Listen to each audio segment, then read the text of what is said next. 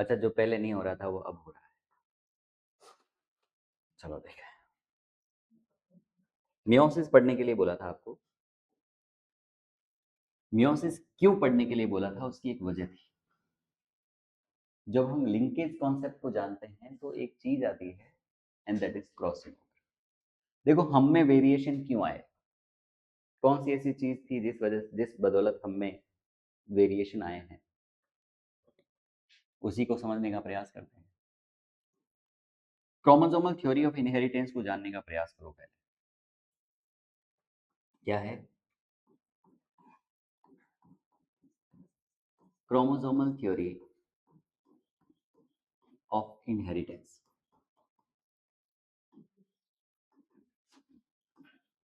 अभी तक जिस चीज के लिए आप बोल रहे थे कि कौन सी ऐसी चीज है जो रिस्पॉन्सिबल है कैरेक्टर के लिए एक जनरेशन से दूसरी जनरेशन में, उसका पता नहीं था, और उसके लिए हमने क्या बोल दिया था, some factors are responsible for that. Mendel ने तो यही बोला था कि कौन जिम्मेदार है, कोई फैक्टर जिम्मेदार है। वो फैक्टर क्या है, तो मेंडल ने बोला मुझे पता नहीं है, but some factors are responsible for that, and these factor are in the form of pair. An individual of pair will come from father as well as from mother. One factor will come from male and one will come from female. ऐसी बात Mendel ने बोल दी। And it was the Mendelian genetics. उस समय तक chromosome क्या होते हैं पता नहीं था, डीएनए क्या होता है पता नहीं था, जीन क्या होते हैं पता नहीं था। सट्टन और बाउरी ने सबसे पहले ये बताया कि फैक्टर्स और कुछ नहीं, क्रोमोसोम होते हैं। मीन्स जेनेटिक इंफॉर्मेशन को एक जनरेशन से दूसरी जनरेशन में कैरी करने का जो काम है वो कौन करते हैं, क्रोमोसोम करते हैं। और क्रोमोसोम होते कहां पर मौजूद है, वो मौजूद होते हैं सेल के अंदर, सेल के न्यूक्लियस के अंदर। मान लीजिए ये कोई सेल है और इस सेल में ये न्यूक्लियस है। इस न्यूक्लियस के अंदर की तरफ ये मान लो कि कोई जेनेटिक मटेरियल है जिसे हम अभी नाम क्रोमेटिन दे रहे हैं। क्या दे रहे हैं, क्रोमेटिन। इस क्रोमेटिन को यदि पैक कर दिया जाए, क्रोमेटिन पैक होते हैं during the time of division of cell.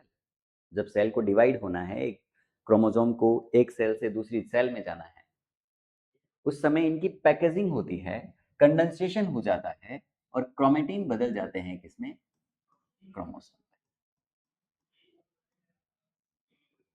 जैसे हम कहते हैं ह्यूमंस के पास, ह्यूमन की किसी एक सेल के पास नंबर ऑफ क्रोमोसोम कितने होते हैं, then 46 chromosomes are there, and these chromosomes will be in the form of pair. That means we will say that these are 23 pairs of chromosome. क्या है, 23 pairs of chromosome है। और ये बात आपको पता कैसे चली, ये पता चली हमें जेल इलेक्ट्रोफोरेसिस करवाने से। मान लीजिए मैंने कोई अगारोज जेल से मिलकर बनी हुई कोई सीट यहां पर रख दी। अगारोज जेल के बारे में कुछ आप बात बता सकते हैं क्या, बोलो। अगारोज जेल ऑब्टेन किससे किया जाता है, हाँ, अगर अगर से। ये अगर अगर ऑब्टेन कहां से करते हैं, एल्गी से। उस एल्गी का नाम क्या है, ग्रीन एल्गी। कौन बोला रे, नहीं सुनाई दिया, कौन सी एल्गी, रेड एल्गी, नाम थे, कौन सा, जी स्क्वायर और टी स्क्वायर। जी स्क्वायर से कौन थे, ग्रेसिलेरिया जिलेडियम। पी स्क्वायर से कौन थे, पोलीसाइफोनिया और पोरफायरा। हाँ, जी स्क्वायर पी स्क्वायर था, पी स्क्वायर जी स्क्वायर, बरोबर है। उससे मिलकर बनाई गई ये सीट है, हमने सीट बना दी, इसमें दो खड्डे रख दिए, इन्हें नाम दिया जाता है वेल। क्या नाम दिया जाता है? वेल। वेल मतलब होते हैं कुएं, कुआं। खड्डा मतलब क्या हुआ? कुआं। जेनेटिक मटेरियल जो आइसोलेट किया, उस जेनेटिक मटेरियल को हम यहां पर डाल देते हैं, इनमें भर देते हैं।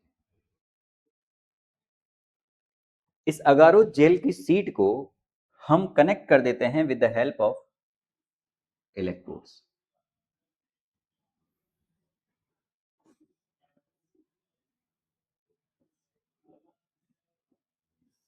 और यहां पर हम लगा देते हैं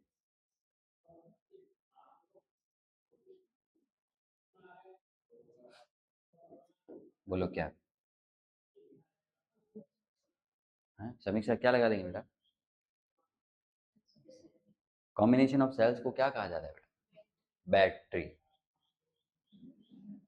मैं चाहता तो ये सवाल गजरात से भी पूछ सकता, लेकिन मैंने समीक्षा से क्यों पूछा? वर्षा से पूछ सकते हैं, खुशी से पूछ सकते हैं, यशवी से भी पूछ सकते हैं, है ना?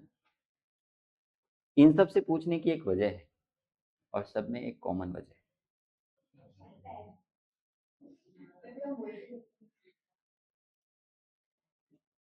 That is the combination of cell, जिसे हम बैटरी कह रहे हैं। डीएनए पे चार्ज कौन सा होता है? अच्छा, डीएनए पे भी चार्ज होता है क्या सर? हाँ, कौन सा चार्ज होता है? डीएनए पर कौन सा चार्ज होता है? पॉजिटिव।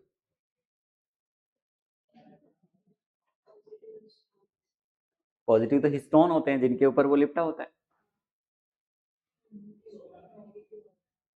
तो चार्ज उस पे तो, डीएनए पे तो नेगेटिव होना चाहिए ना। As we know that DNA is negatively charge. अब आप कहोगे सर अभी तक तो डीएनए की खोज ही नहीं हुई है,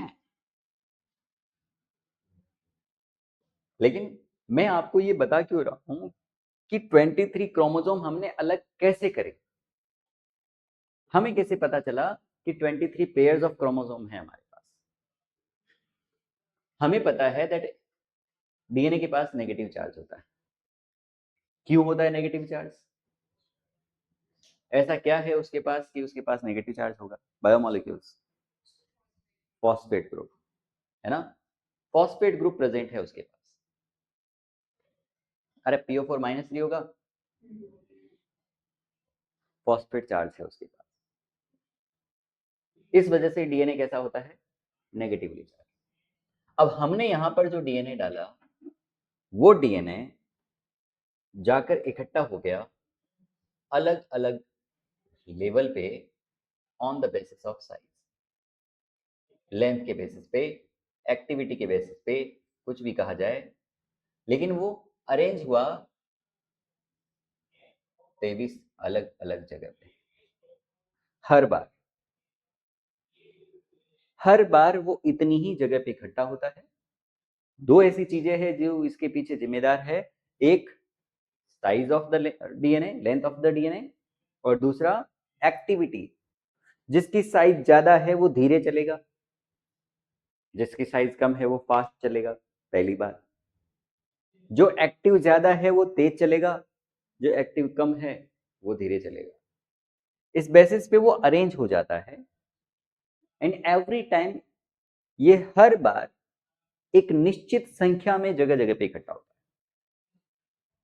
और वो संख्या 23 आ रही थी हर बार। तो हमने क्या बोला?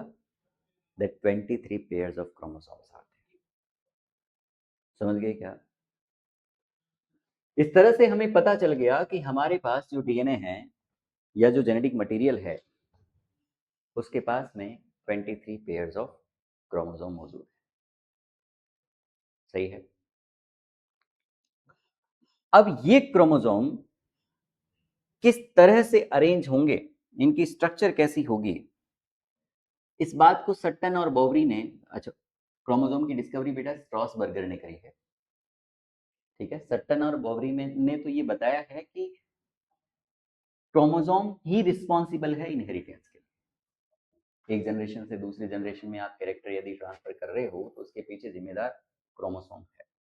हालांकि डिस्कवरी किसने करी है? स्ट्रॉसबर्गर नहीं, स्ट्रॉसबर्गर। कौन थे? स्ट्रॉसबर्गर, स्ट्रॉसबर्गर। राहुल भैया वाला ही है क्या सर? बर्गर, बोलो।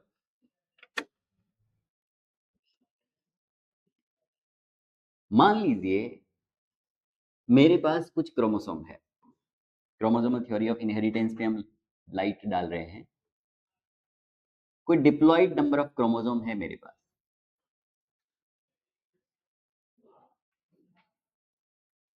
मान लो ये मैटरनल क्रोमोसोम है और इधर की तरफ ये पैटर्नल, इधर वाले को पैटर्नल मान लो।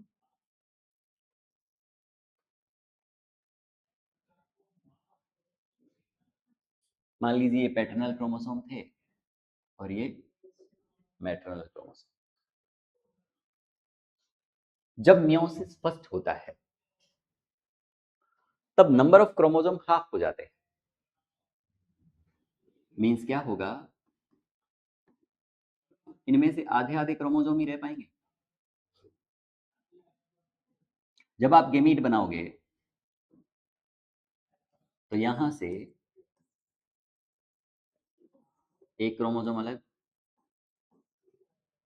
और दूसरा क्रोमोसोम अलग। इसी तरीके से यहां पर भी सेम ऐसी चीज होने वाली है। When the gamete will form then chromosome will divide according to that they will become half. और ये कब हुआ है? जब मैंने मियोसिस फर्स्ट करवाया।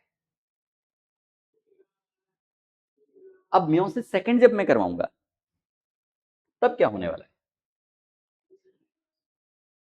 अच्छा ये यदि 2n है, ये कंडीशन कैसी है? तो ये वाली कंडीशन कैसी होनी चाहिए? n होनी चाहिए। यहां पर नंबर ऑफ क्रोमोसोम कितने थे? 2 थे, 2 क्रोमोसोम्स वर देयर।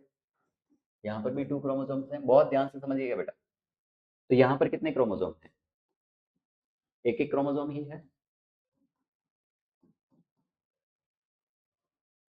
अब मैं करवाने जा रहा हूं मियोसिस सेकंड।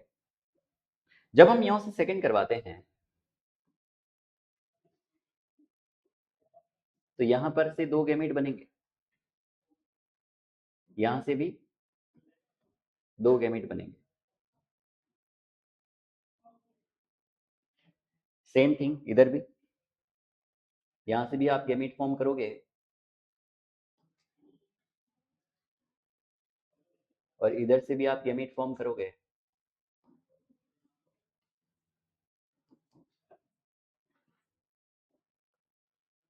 अच्छा मुझे बताओ, यहां नंबर ऑफ क्रोमोसोम कितने हैं किसी एक गैमेट में? ये सब गैमीट है, ये गैमीट है, ये गैमीट है, ये गैमीट है, ये गैमीट है, ये सब के सब स्पर्म है। इधर ये गैमीट है, ये गैमीट है, ये गैमीट है, ये भी गैमीट है और ये सब के सब एग सेल है। इनकी प्लॉइडी क्या होनी चाहिए? बोलो। n है या n/2 है? इसमें नंबर ऑफ क्रोमोसोम एक ही है और इसमें भी एक ही है, तो फिर इसमें और इसमें फर्क क्या है? हाँ, meiosis second is like the mitosis which is like equational division, means number of chromosome पे कोई फर्क नहीं पड़ेगा। तो फिर इसमें और इसमें फर्क क्या है?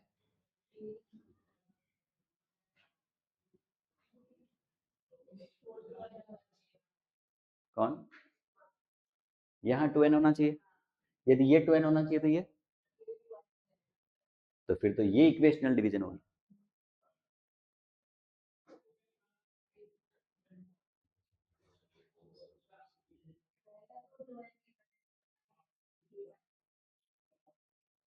मतलब ये और ये दोनों 2n ही रहेंगे? ऐसा तो संभव नहीं है। meiosis first is just like meiosis where reductional division will take place, जहां पर नंबर ऑफ क्रोमोसोम हाफ होने ही हैं। यदि यहां पर 46 क्रोमोसोम, यहां पर इसीलिए तो मैंने 2 क्रोमोसोम्स लिए हैं, तो 2 क्रोमोसोम का कितने क्रोमोसोम रह जाएंगे?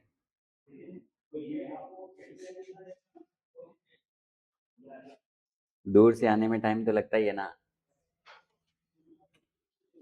है? Distance matters.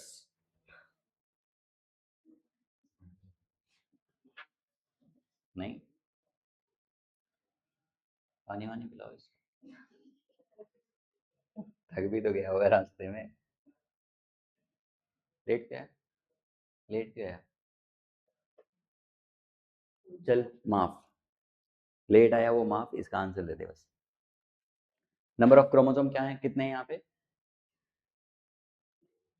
2। यहाँ पर कितने हैं? और यहाँ पे मतलब इसमें इसमें नंबर ऑफ क्रोमोसोम कितने हैं?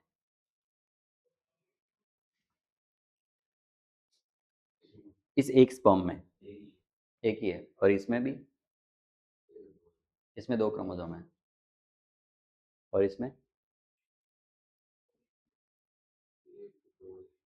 ये भी 2 है और ये भी 2 है। मतलब यहाँ पे 4 है, यहाँ 2 है, और यहाँ 1 है। कवि ये कहना चाहता है, तो ये जो हो रहा है वो मियोसिस सेकंड ही हो रहा होगा, ये जो हो रहा है वो मियोसिस फर्स्ट हो रहा है। Meiosis first is like meiosis and meiosis second is like mitosis. तो यहाँ पे हाफ थोड़ी होंगे। कौन बोला भाई हम पढ़ के आए हैं आज? मतलब झूठ बोला ना मेरे से। मैंने आते यही पूछा था कि क्या आप सेल डिवीजन पढ़ के आए हैं, जो कि कल का होमवर्क था। अरे खुशी बोल रही है सर, मैंने तो पहले ही बोला था। हम तो नहीं पढ़ गए हैं sir.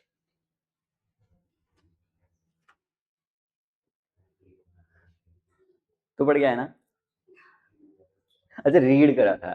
There is some difference between read करना एंड पढ़ना। Don't you think that? Yes Rahul, तू भी रीड करके आया होगा। हाँ, क्या पढ़ के आए?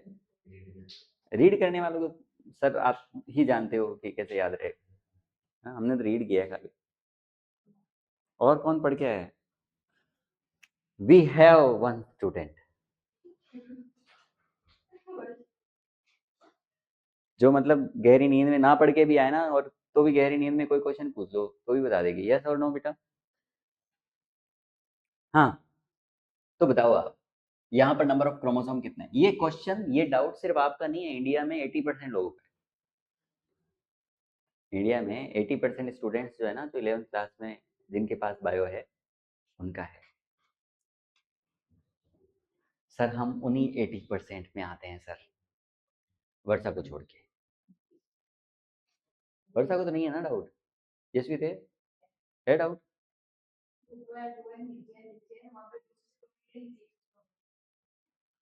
2n n, ठीक है। यहाँ पे इसमें अच्छा, फिर उलझाएंगे हम। सिस्टर क्रोमेटिड से क्या मतलब है? अच्छा, आप क्रोमेटिड किसको समझते हो? ये एक क्रोमेटिड है, या इतना सा हिस्सा एक क्रोमेटिड है?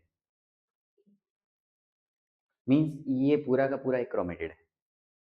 इसके पास में 2 क्रोमेटिड है, 2 क्रोमेटिड सिस्टर क्रोमेटिड हुए, तो ये एक सिस्टर क्रोमेटिड है। सिस्टर होने के लिए दूसरा होना जरूरी है कि नहीं है? सोचो कोई इकलौती एक ही लड़की है पेरेंट्स की, तो वो सिस्टर कैसे हो सकती है?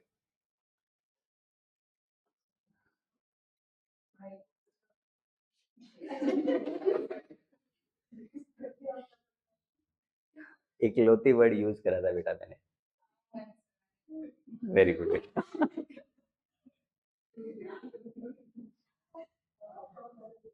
यहाँ ये इकलौतापन नहीं दिख रहा तेरे को? अब आ सकता है आंसर रिधिमा, 2N4C। बोलो आगे। इसमें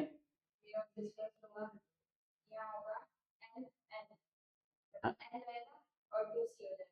ठीक है। क्या बात है, क्रोमोसोमल कंटेंट आधा हो जाएगा, लेकिन नंबर ऑफ क्रोमोसोम उतने के उतने ही रहेंगे मियोसिस सेकेंड के बाद।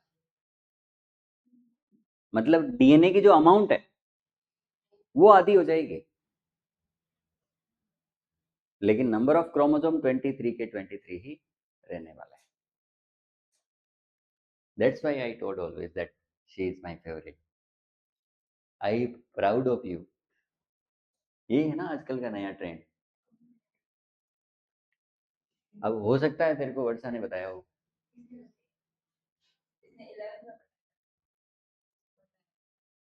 That means she will be good teacher. इसने तेरे को 1 साल पहले पढ़ाया वो तुझे याद है, मैंने तेरे को 4 महीने पहले पढ़ाया वो याद नहीं है। अभी जेनेटिक्स पढ़ा है इसमें, कुछ ही महीने पहले की बात होगी, उसमें मैंने सारी चीजें एक्सप्लेन करी भी थी। Then dominant in presence of dominant factor, recessive factor will enable to express.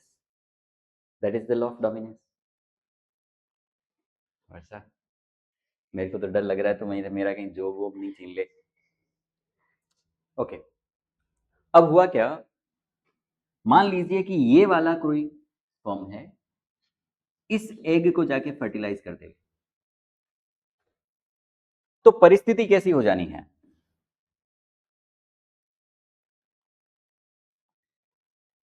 Situation कैसी होगी? If this form fertilize this egg cell, then शायद ऐसी कोई सेल बनेगी जिसमें एक तो ये वाला क्रोमोसोम और दूसरा ये वाला क्रोमोसोम आता है।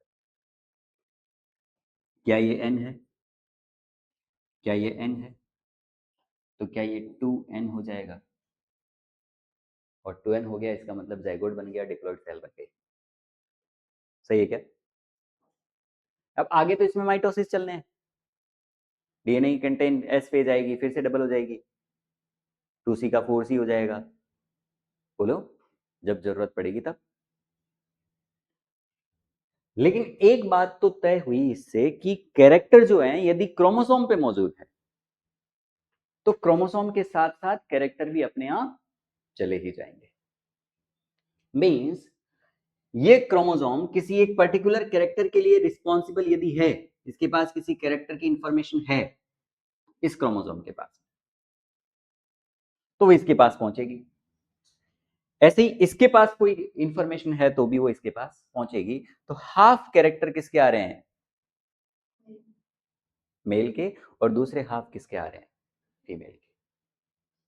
ये है क्रोमोसोमल थ्योरी ऑफ इनहेरिटेंस कि कैरेक्टर के लिए रिस्पॉन्सिबल कौन है? क्रोमोसोम है। अब मैं उस क्रोमोसोम पे किसी चीज को बिठा दूं, मैं कह दूं कि मैंने उस पर भी किसी एक को बिठा दिया है, लाइक मैंने जीन को बिठा दिया है, तो जब क्रोमोसोम एक जनरेशन से दूसरी जनरेशन में जाएगा तो जीन भी उसके साथ चला जाएगा। मीन्स यूं समझें that these are some vehicles. समझ लो कि ये कोई कार है, इस ये कार और ये कार दोनों जगह की कार जब मिलती है तो जाके लिविंग ऑर्गेनिज्म बन रहा है, ऐसा समझ ले, में एक कैरेक्टर बन रहा है। अब इस कार में यदि कोई बैठा है तो जब कार जाएगी तो वो बैठा हुआ मेंबर भी उसके साथ ही जाएगा। तो उस क्रोमोसोम पे अब आप कुछ भी कह दो, आप कह दो डीएनए है सर, तो हम कह देंगे डीएनए रिस्पॉन्सिबल है। डीएनए का कोई स्पेसिफिक फ्रेगमेंट है सर, विच इज जीन, तो हम कह देंगे जीन रिस्पॉन्सिबल है। हमने कह दिया वो एक न्यूक्लियोटाइड की सीक्वेंस है, तो हम कहेंगे न्यूक्लियोटाइड की सीक्वेंस रिस्पॉन्सिबल है। इन फ्यूचर भी ऐसा संभव है कि हम एक्स्ट्रा मॉडर्न जेनेटिक्स पढ़ें। अभी जैसे मॉडर्न जेनेटिक्स हम पढ़ेंगे, उसमें तो हम जीन लेवल तक की या न्यूक्लियोटाइड लेवल तक की बात कर रहे हैं। हो सकता है इन फ्यूचर जेनेटिक्स और एडवांस फॉर्म लेवे, तो वहां पर यही चीज रिस्पॉन्सिबल है कैरेक्टर के लिए, शायद ये संभव ना होकर इससे और कोई नई चीज डिस्कवर हो जाएगी और हम ये कहेंगे कि ये चीज रिस्पॉन्सिबल है कैरेक्टर्स की। कहां से शुरू किया जेनेटिक्स को, कहां से शुरू किया? लिविंग ऑर्गेनिज्म में कैरेक्टर आने के लिए रिस्पॉन्सिबल क्या है, लिविंग बनने के लिए रिस्पॉन्सिबल क्या है? भगवान से लेकर जीन तक का सफर। पहले जब तक हमें जानकारी नहीं थी तो हमने क्या कहा था? कैरेक्टर के लिए रिस्पॉन्सिबल कौन होता है? गॉड। किसने बनाया? भगवान ने बनाया। Theory of special creation, father Suarez इसी में मानते थे। वेपर थ्योरी है। दो लोगों का पसीना जब आपस में मिलता है तो नए कैरेक्टर्स आते हैं।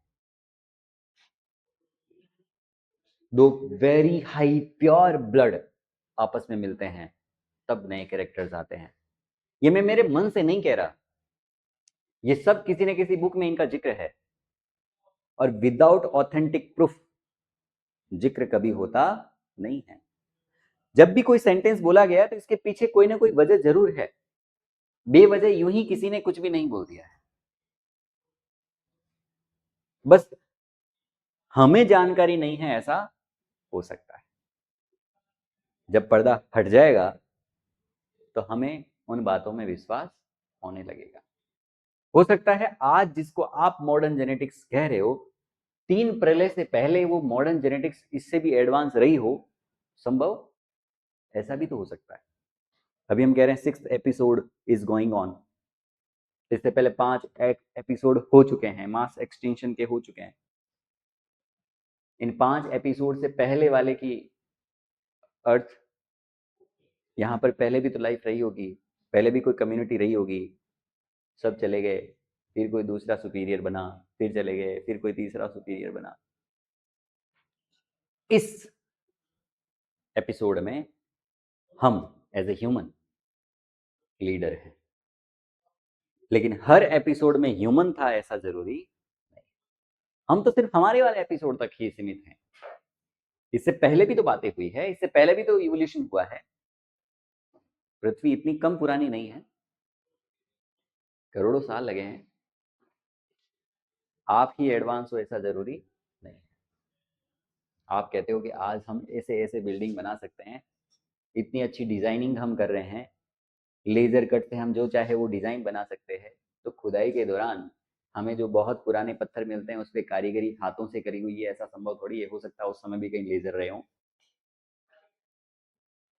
वहां पर भी लेजर कटिंग रही हो, संभवतः ऐसा भी संभव है। लेकिन हमें जब तक जानकारी नहीं है, हम अपने आप को सुपीरियर मानते हैं, that we are most superior animal on the अर्थ।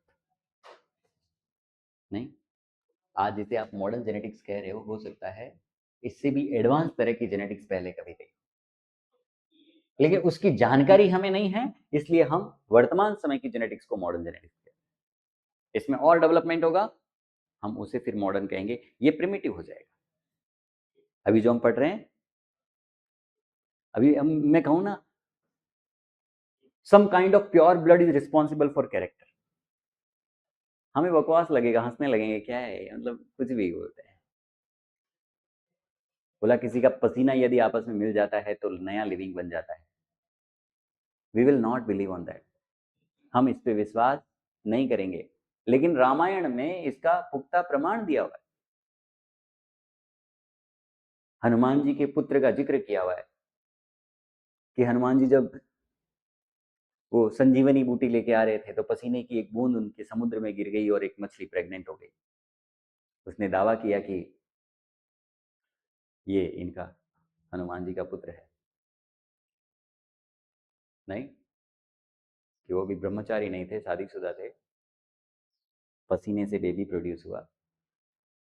और क्यों हमें अचंबा होता है, क्यों हमें आश्चर्य फील होता है, अभी 2 महीने पहले की न्यूज है कि एक मेल गॉट प्रेग्नेंट, एक आदमी भी प्रेग्नेंट हुआ। हमें सरप्राइज फील होता है। अभी 2 महीने पहले की न्यूज मैंने आपको बताई थी कि ओरल स्पर्म जाने से भी प्रेगनेंसी आ गई। नेचर कुछ भी कर सकती है, हमें जानकारी नहीं है। अब हमें प्रेगनेंसी के नए रास्ते भी खुल रहे हैं, है ना, कि ऐसे भी हो सकता है। कहीं जहाँ नेचुरल कंसीवनेस नहीं आ रहा है, उसके लिए साइंस के लिए अब नया चीज हो गया ना इंप्लीमेंट, कि आप इसमें भी ट्राई करो, ऐसा भी तो संभव है। नेचर ने एक नया रास्ता ढूंढा। तो संभवतः है कुछ भी संभव है, बस जानकारी का अभाव हमें अनजान बनाए रखता है। पहले की थ्योरी भी कहीं ना कहीं फिट बैठती ही थी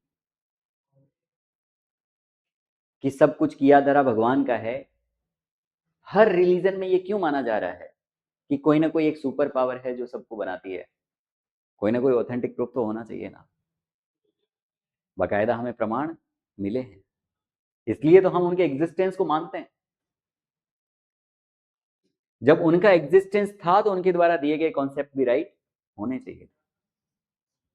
आप अपने आप को एडवांस कह के उन सब चीजों को नकार नहीं सकते कि हम एडवांस हैं, हमें ज्यादा जानकारी है। आप सिर्फ इस आड़ में उन सभी कॉन्सेप्ट को नकार नहीं सकते, उनके पीछे भी कोई ना कोई लॉजिक जरूर है,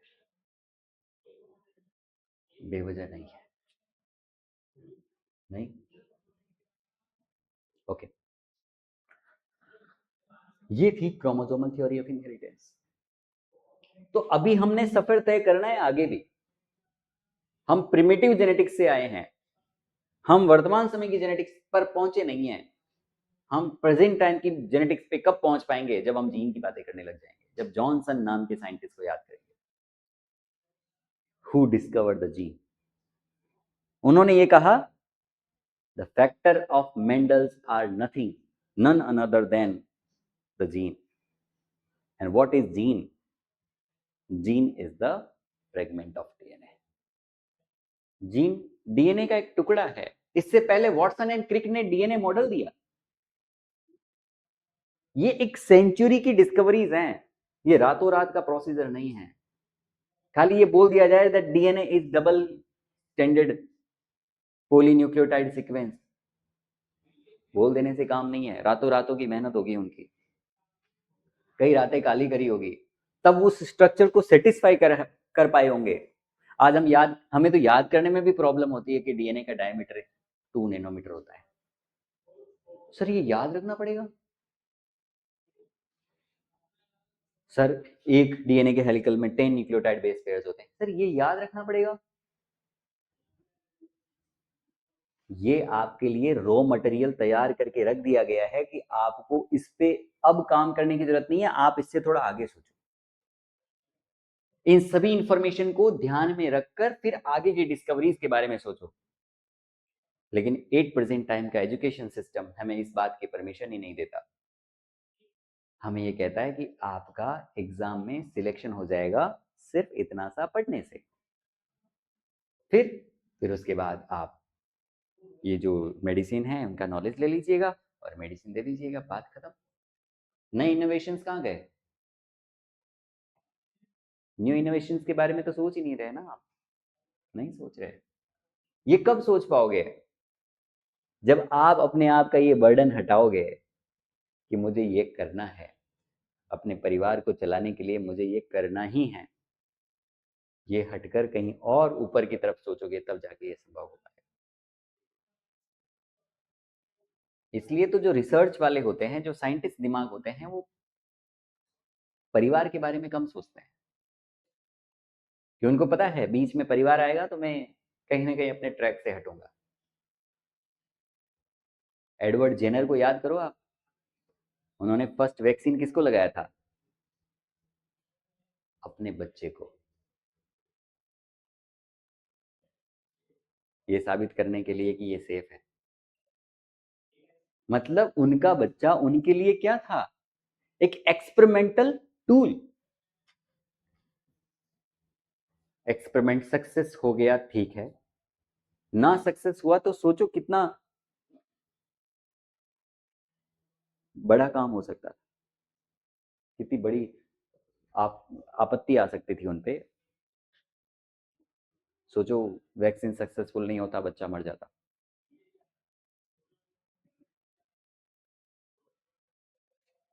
ये Secunderabad, Ronald Ross, plasmodium cycle, एक रात का प्रोसीजर नहीं है, कहीं पर भी एक रात का प्रोसीजर नहीं, लंबे अरसे की मेहनत है। एफर्ट से कुछ भी बदला जा सकता है।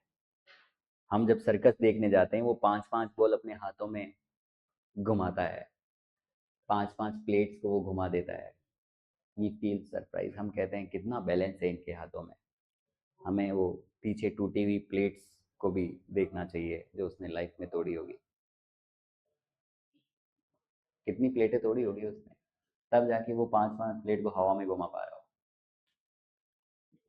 एफर्ट्स डालो आप भी, संभवतः ये तभी संभव है। प्रैक्टिस परफेक्ट बनाएगी आपको। एक बार पढ़ने से नहीं होगा, कई बार पढ़ने से होगा। इसलिए बोला जाता है ना, नीट क्रैक करने के लिए कम से कम 2 से 3 साल आपको देने चाहिए। हाँ, वो 2 से 3 साल आप कब से शुरू कर रहे हैं, वहाँ पे डिपेंड करता है। आपने यदि 9th क्लास से शुरू कर दिया तो 12th के साथ सेलेक्ट हो जाओगे, 10th के साथ शुरू कर दिया, 11th के साथ शुरू कर दिया, 12th के साथ सेलेक्ट हो जाओगे। हमारी तो सोच ही 12th के बाद शुरू होती है ना। ये बैकग्राउंड सोचता है 12th के बाद, अपना बेल्ट पूरा। उनको पहले अवेयर करने का प्रयास भी करो ना कि आप इन एग्जामिनेशंस में यदि सच में जाना चाहते हैं, then you start your preparation from today. Then उनके पेरेंट्स या फिर वो भी, अरे कौन है ये, टिक टिक कौन कर रहा है बार बार, उनके पेरेंट्स और वो खुद ये अरे अभी बहुत टाइम है, हाल तो 12th करे, घणाई पढ़ा लिया, પછી ઘણાઈ पढ़ ले, खूब टाइम पड़े, हाल तो मगर 17 साल ही लिखाई है टाबर की डेट ऑफ बर्थ थी। हमने कम लिखवा रखी है डेट ऑफ बर्थ। अरे कम लिखवा रखी है, क्या फर्क पड़ता है? 2 साल पहले सेलेक्ट हो जाएगा, 2 साल पहले कमाने लगेगा, 2 साल पहले रिसर्च में जाएगा, 2 साल पहले इंडिया को एक नया डॉक्टर मिलेगा। वहां का कोई जल्दी बनी। और इस एग्जाम पे तो हमें भरोसा ही नहीं रहा, चलते जिसका पेपर लीक होता है। इससे तो अच्छा है हम बिजनेस करवाएंगे इसको, 10 लाख रुपए इसके पीछे खर्च करेंगे, इससे अच्छा 10 लाख का कहीं दुकान खुलवाएंगे, कमा तो लेगा ही नहीं। पहले वाले लोगों की सोच ये नहीं रही होगी। आजकल तो भाई साहब गैस की टंकी 150 रुपये महंगी होते ही, पेट्रोल 3 रुपए पर लीटर महंगा होते ही हड़कंप मच जाती है इधर। उन सभी लोगों से पूछो क्या आपने आजादी इसलिए ली थी, पेट्रोल के लिए? तो आंसर ले से, हमने आजादी अंग्रेजों से इसलिए मांगी थी कि हमें पेट्रोल सस्ता मिलेगा, सुकून के लिए। वो सुकून ही नहीं है। ओके, तो जो चीज क्रोमोसोम पे मौजूद है वो क्रोमोसोम के साथ ही जाए। अब यदि मैं मियोसिस को और अच्छे से जानना चाहूं, इस बात का हम रिप्लाई देने का प्रयास करें कि वेरिएशन कैसे आए, तो हम उन 2 क्रोमोसोम की बात कर रहे हैं। ये कोई एक क्रोमोसोम है और ये कोई दूसरा क्रोमोसोम। इससे पहले जो मैंने डायग्राम दिया था उसमें मैंने किसी भी तरह का एक्सचेंज नहीं किया, है ना। लेकिन हमने कहा था कि होमोलोगस क्रोमोसोम पेयरिंग करते हैं जाइगोटीन में। है ना, होमोलोगस क्रोमोसोम एक दूसरे के नजदीक आते हैं, उनमें पेयरिंग होती है। और इस समय दौरान ऐसा भी तो हो सकता है,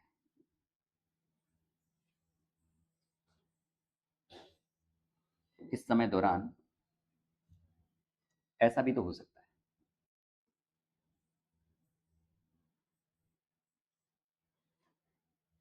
बोलो।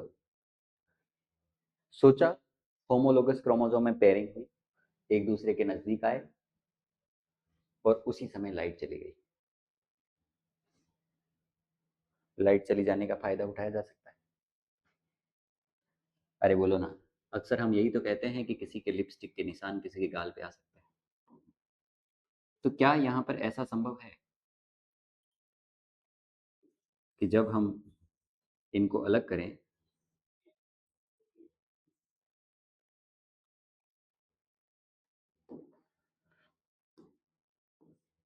तो ऐसा हो जाए?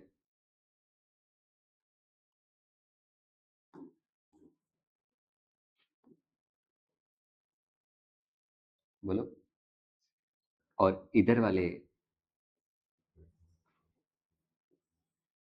क्रोमोसोम पे ये वाला हिस्सा, इसको हम क्या कहते हैं? Crossover. The exchange of gene, तो वो आज का नाम है। अभी मैं क्या कह सकता हूं कि क्रोमोसोम का कोई एक हिस्सा, एक क्रोमोसोम का कोई हिस्सा दूसरे वाले पे चला गया, दूसरे वाले का हिस्सा किसी पहले वाले पे आ गया। अब देखो यहां से प्रोबेबिलिटीज क्या क्या बन सकती है, यहां से प्रोबेबिलिटीज क्या बन सकती है? जब आप म्योसिस फर्स्ट करवाओगे तब ये अलग अलग हुए, ये दोनों अलग अलग हो गए। म्योसिस सेकेंड करवाओगे, एक तो ऐसा बन सकता है, दूसरा ऐसा बन सकता है, तीसरा ऐसा बन सकता है, और चौथा ऐसा। अब यहां पर अलग अलग प्रोबेबिलिटीज है। मान लो एक्सचेंज ऑफ जीन नहीं हुआ है, तब तो ये वाला ही होगा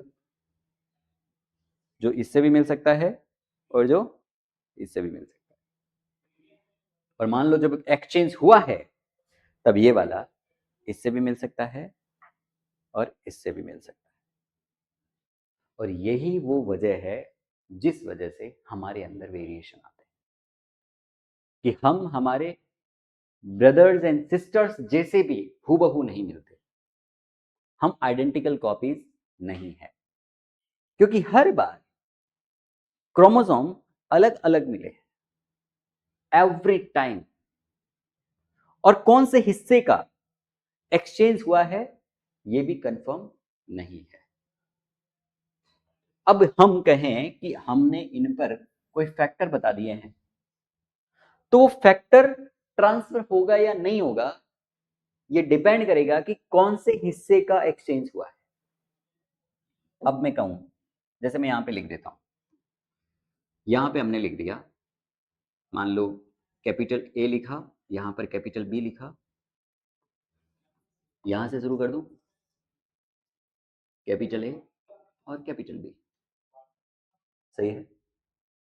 यहां पर मैंने लिख दिया small A, small B, small A and small B. यहाँ पे क्या लिखूंगा? Small A, small B, small B, और यहाँ पे कहीं रहेगा स्मॉल ए। यहाँ पे क्या लिखूंगा? Capital A, capital B, capital B, और यहाँ पर कहीं होगा कैपिटल ए। फिर यहाँ पे ऐसे कर दिया तो ये क्या होना चाहिए? Small A. बोलो, ये क्या होना चाहिए? Capital A. ये क्या होना चाहिए? Small A, small B, small B, अरे बोलते जाओ, क्या होगा? Capital B. तो ये क्या होना चाहिए? Capital A, capital B, small A, capital B, capital A, small B, small A, small B. बोलो सही है क्या? अब यहां पर हम कहें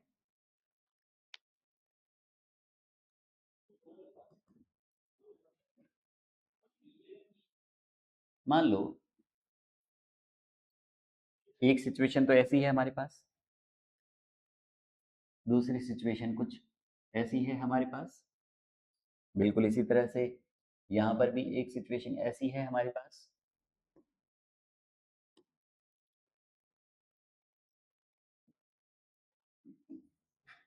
और दूसरी सिचुएशन कुछ ऐसी है हमारे पास। बोलो कोई तकलीफ है? क्या करते हैं? यही तो करते आए हो।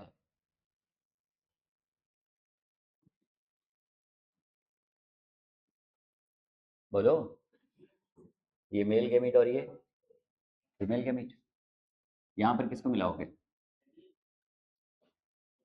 पहले वाइटम वाइट ले लेता हूँ, जहाँ जहाँ बन सकते हैं। यहाँ पर बनेगा, यहाँ पर बनेगा, यहाँ पर ऐसे हल्का सा ऐसे होगा क्या? दूसरा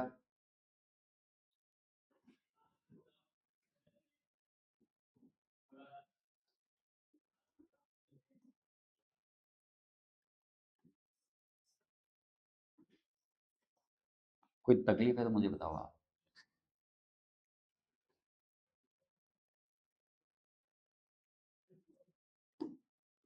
बोलो सही क्या गलत? यही वाली चीज होनी चाहिए। अब मैं कहूँ कि ये तो है capital A, capital B, capital A, small B, small A, small B. बोलो, स्मॉल ए, कैपिटल बी। तो यहाँ पर क्या होना चाहिए? Capital A, capital A, capital B, small B. बोलो, capital A, small A, capital B, small B, capital A, small A, capital B, small B. सही है क्या?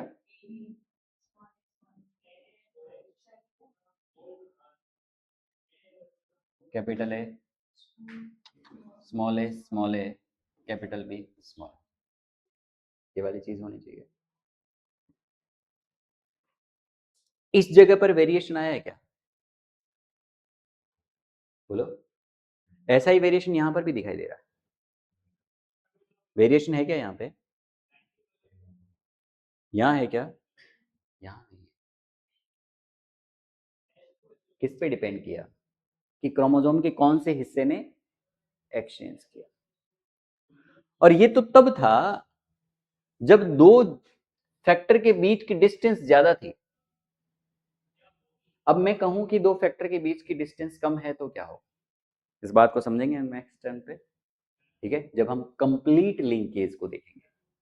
ठीक है, इनकम्प्लीट लिंकेज जो होगा वो इसी वजह से होगा कि क्रॉसिंग ओवर हुआ भी और नहीं भी। और कंप्लीट लिंकेज को हम देखेंगे तो फिर कंप्लीट ट्रांसफर ही होगा, जहां एक फैक्टर जाएगा वहीं पर दूसरा फैक्टर भी जाएगा। तो आज के लिए इतना ही रखते हैं, बाकी बातें करेंगे नेक्स्ट टर्न पे। तब तक के लिए राधे राधे।